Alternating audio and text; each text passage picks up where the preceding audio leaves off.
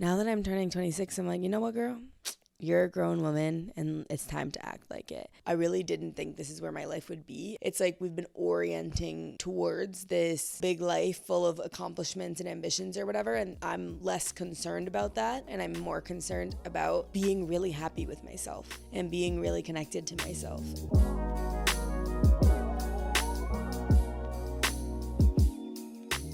Hello, my favorite material girls. It's Alexis Barber here, and I've got something super exciting to share with you all today. But first, let's have a little chat about setting ourselves up for success. You know, my life is super busy and my time is valuable. Moving things forward in my career, staying on top of my wellness, and squeezing in fun moments with friends. You know how annoying it is when you're sneezing like crazy during a meeting, your eyes are watering while you're trying to get work done, or your nose won't stop running. The culprit may be fall allergies, and we are not gonna let that get in the way of our missions, okay? Like, seriously, who's got time for the runny nose and itchy eyes when you're trying to cross off your mile-long to-do list every day? Not me, and that's why I've partnered up with Zyrtec and joined the Z Squad. I've been dealing with allergies since I was a child. Every fall when I'm spending more time inside, it's the same story. Indoor allergies like dust and pet dander trying to ruin my vibe. But here's the thing, we are all too smart to let something like allergies slow us down, right? That's why I am all about Zyrtec. It gives me 24-hour relief from those dreadful indoor and outdoor allergy symptoms so that I can focus on things that I love, whether it's cozying up inside with a new TV show or heading outside for a spontaneous fall adventure. One pill in the morning when I start to feel symptoms, Zyrtec starts working at hour 1, and I'm set for the whole day. No more sneezing fits or watery eyes for me, just living my best life unbothered.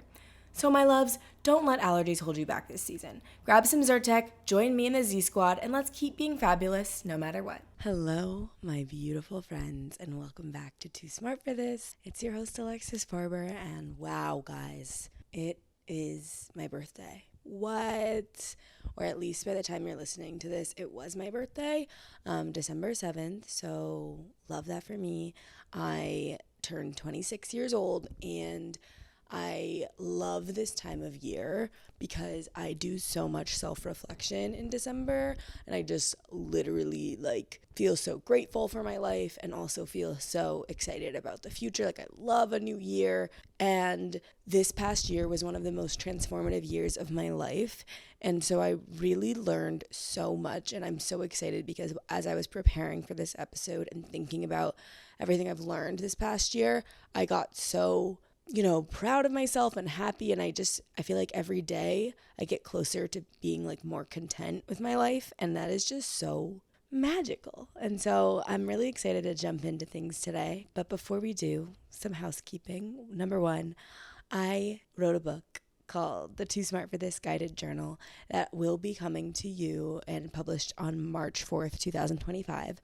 I'm so excited about it, and I created this really cool pre-order incentive. So if you pre-order the book, you get access to an entire New Year reset guide that I created. That it's everything that you would possibly need for all your self-reflection so that you can have a more connected and grounded approach to your goals for the upcoming year. It was such an incredible piece of my self-reflection that brought me to a lot of the lessons that I'm going to be sharing with you today. So if you all want that, all you have to do is submit that you pre-ordered the book, and you'll get access to a whole video and a whole PDF guide for prepping for this next year. So since it's December, things are slowing down, you have a lot more time to reflect, it's getting dark earlier, I highly recommend it, and it was one of my favorite things to make. So definitely make sure you've pre-ordered the book, and if you haven't already, grab your 2 collective robes. I think at the time this comes out will be the last day to place orders for Christmas delivery for custom robes. So make sure you've done that, and if not, make sure you are grabbing your robe and gifting it to someone, including yourself, for this holiday season. They're just the best. I don't need to say anymore. You guys already know. So relaxing into things, I don't necessarily have a number of lessons I want to share, but just sort of big themes that I'm taking with me as I enter 26. I listen to the song Grown Woman by Beyonce every year on my birthday, and I've done that since I was maybe 18, and now that oh my God, if I was 18, then I've been an adult for almost 8 years. What? That's so crazy. This is the first year where I'm stepping into it and I'm like, oh, no, I'm a grown woman. I think I've identified with being young for a really long time. And what comes with that identification was being like, oh, it'll work out later. Or, oh, like things will turn around. And like they have. And I've always been able to rely on the universe and luck and stuff going back. But now that I'm turning 26, I'm like, you know what, girl?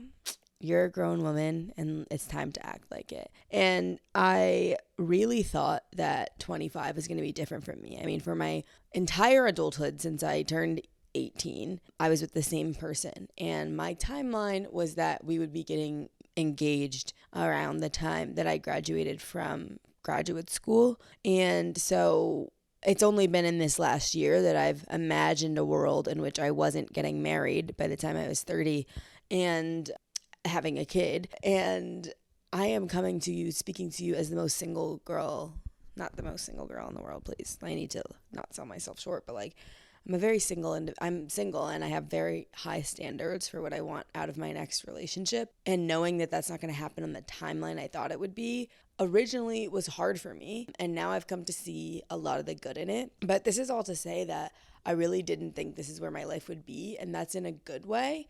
And for a lot of the content I make and a lot of the goal setting and like whatever stuff that has been out there for the past couple of years, it's like we've been orienting towards this, I don't know, big life full of accomplishments and ambitions or whatever. And I'm less concerned about that now. And I'm more concerned about being really happy with myself and being really connected to myself. And so that's a little preamble of the things to come, but let's jump into some more lessons. I hope that through sharing the things that I've gone through and the ways that my life looked before versus how they look now and how I approach things now is that you'll feel less alone if you're also learning these lessons, because goddamn, learning lessons is so hard. And two, that maybe you will learn them through me instead of on your own, because a lot of it can be really painful. And I really hope that you don't have to experience as much pain as I did, that by me sharing it with you, you'll feel a little more connected to yourself. So let's get into some lessons. The first one is that there is no award for suffering. There is no award for suffering. When you grow up in a tough environment like I did, and like many people do, I'm not the only one, overcoming your circumstances, people will praise you for that for your whole life. And that is something that, I mean, any sort of praise or external validation, I would latch on to. I mean, we've talked about this before, perfectionism, blah, blah, blah. But this one in particular has been one that has led to me having like a chip on my shoulder, especially at Wharton, surrounded by a lot of wealthy people who have never even, fathomed the circumstances I grew up in. And so attached to that identity, however, of suffering growing up, is that I had to overcome things in order for good things to happen. And I would subconsciously create situations where I was making bad things happen so that I could say I overcame them, particularly with entrepreneurship, being like, it's hard, whatever. And I had to overcome this. I have to get through this, whatever. And like, that is so real and true. I mean, there are plenty of things about entrepreneurship that are really difficult, no matter how you splice it. But I think that in attaching myself to this identity of someone who overcomes things, I wasn't someone who could receive things and be happy with them or let things be easy or be comfortable with my circumstances if I hadn't worked for them. And it's still hard for me to say it, but if you look around, it's not the people who are grinding the hardest and doing the hardest things that get the most reward. It's not. And that's something we've been sold, is this idea of deservingness. Like, oh, you deserve this because you worked so hard for it. But I mean, if you look at the way generational wealth has worked in this country, if you meet people, like, it's not about deservingness.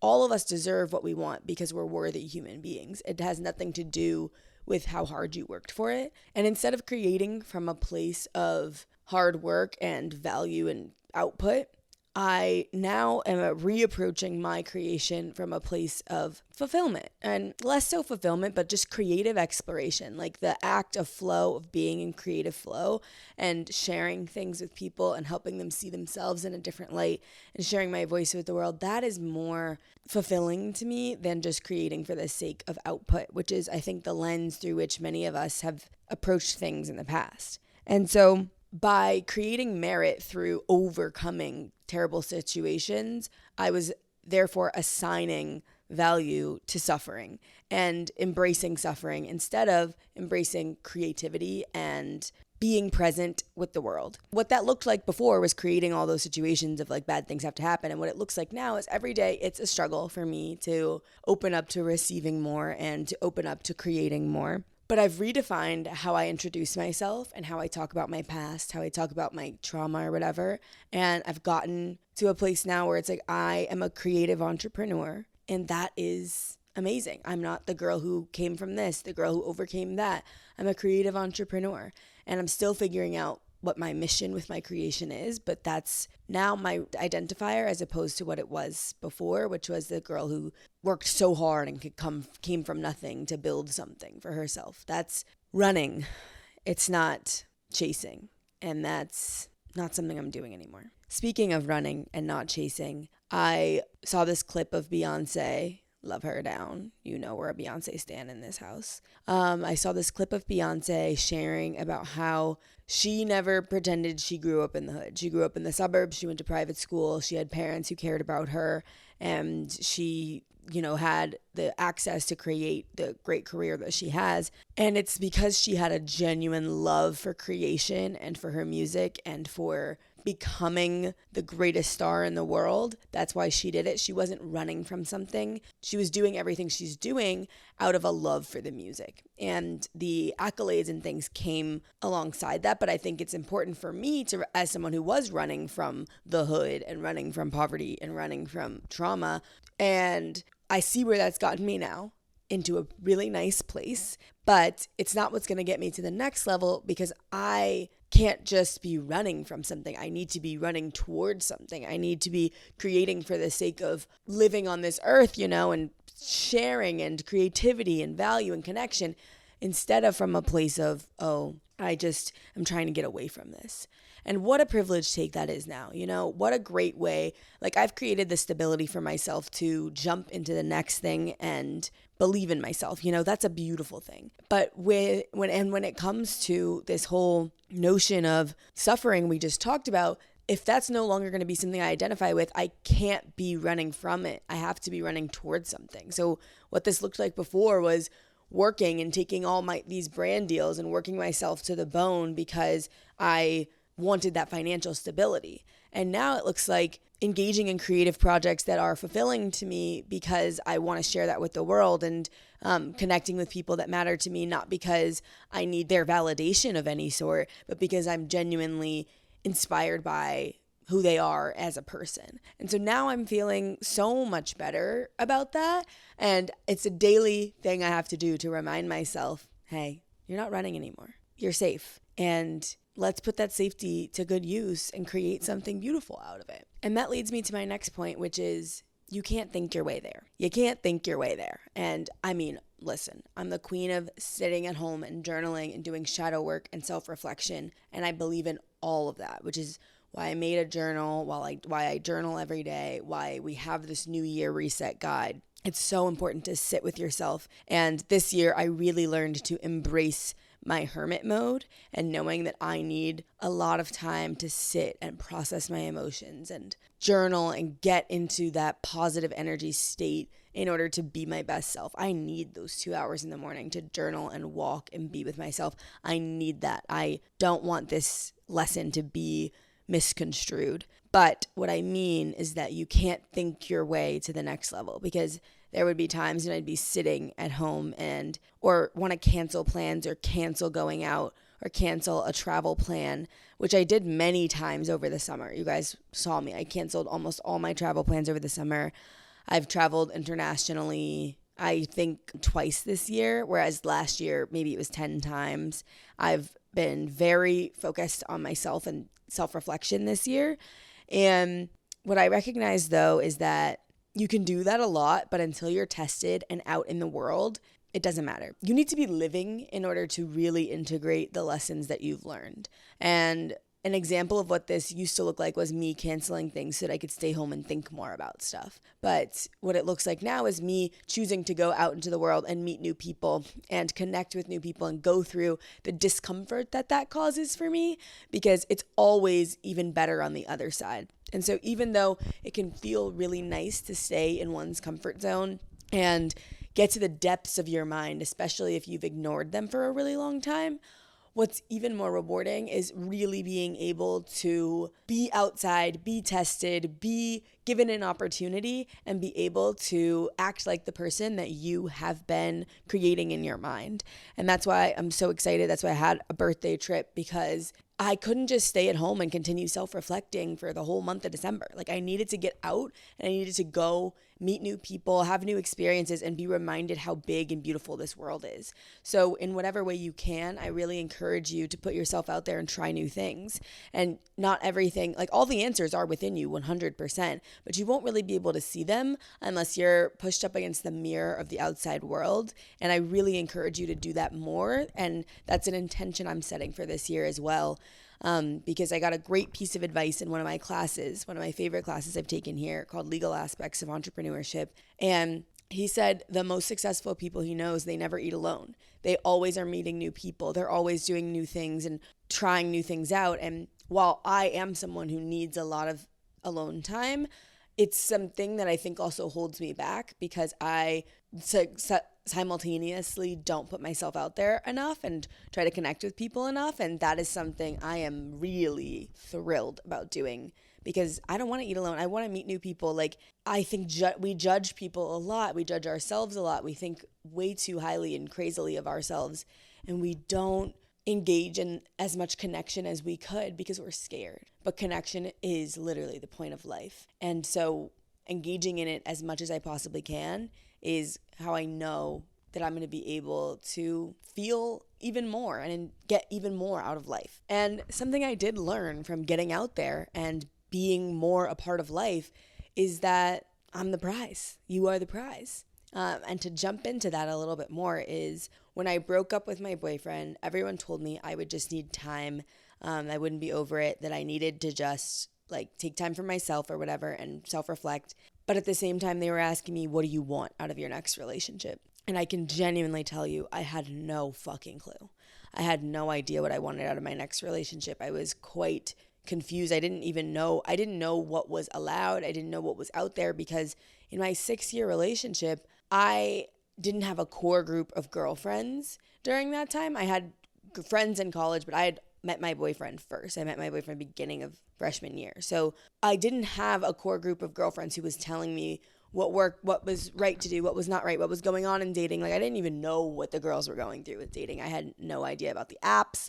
I just went on my first Hinge date literally last week. I don't know what's going on with this stuff. It was so confusing to me. I had no idea what I wanted. And there was no way that I could have just journaled my way to figuring it out. I had to go through every single one of my toxic situationships this year in order to now know exactly what I want and feel so secure in that I'm like, yeah, I really I could never accept anything less. And that's because every situation we attract into our lives is there to teach us a lesson that our bodies are begging to learn. And I recognize this when, in each of the situations I was involved in, I would see something in them that I was like, oh, I really don't like that. And then I also realized I really didn't like it in myself. And then I realized I deserved more.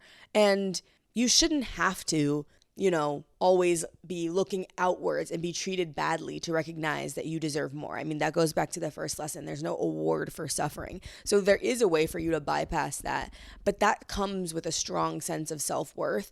And in relationships where I had no sense of that, no sense of my value, I mean, a little bit of a sense, but not that much of a sense of my value, I couldn't see that without getting out there and trying, without getting out there and learning. And now I see that I feel so amazing and proud of myself, and I love myself so much that I would never, ever devalue myself because I'm desperate for companionship. And that comes with the fact that I've nurtured my female friendships in a way that I'm so, so proud of. And two, it comes from a place of being able to see how how much I've accomplished and how wonderful I am, and not feel like that's a conceited place, but because I love myself so much, I would never want to put myself through something that I don't deserve, because I've done that. I did it for years and years of settling, and I just don't see why I would do that anymore. When I say you're the prize, what this looked like before was, I ought to be frank, I liked people who liked me. And I didn't think about whether I cared about them, what I liked, what I wanted out of a partner, whatever. I was like, oh, you like me? Like, that's enough for me. Like, I just want the attention. I just want to be with you, whatever. Like, that's obviously simplifying it, but it's true. And what I have since recognized is that all of us are love. We hold so much love in ourselves. We all say we want to be loved, but then we look at ourselves. The reason that you know you're capable of being loved is because you have the capacity to love so much. And so many of us women, we are sending that love out in so many different ways. And especially if you're even listening to this podcast and wanting to build that self-love for yourself, that goes to show how much love there is within you. And if that's within you, it's within others, and you are capable of receiving it. So for me, I recognize, one, I have these high standards because I hold myself to those. And if I can meet my own standards, that means someone else can. And I can also love myself no matter what. And they can only be an addition to my life. And I also think something that was so powerful for me was that one TikTok of that girl saying, you can tell how much a person loves her. You can tell how much a girl loves herself based on her partner. So if you see a woman who's with someone who is, everyone's like, what the fuck, which happened to me many times this year, you will be like, oh, she just doesn't love herself. And now I'm like, oh my God, I would never want to be, well, part of it's shame. Like, I would never want to be caught dead with someone being like, yeah, like, you can tell, like, that's not going to work. That's like not cute or whatever. And now I'm like, yeah, I'm holding myself to that. Like, I want you to look at me and whoever my partner long-term is and be like, that makes total sense. They're perfect for each other and they treat each other with such love and respect. Like, that is so beautiful. And that's something that I am choosing to believe is possible for me.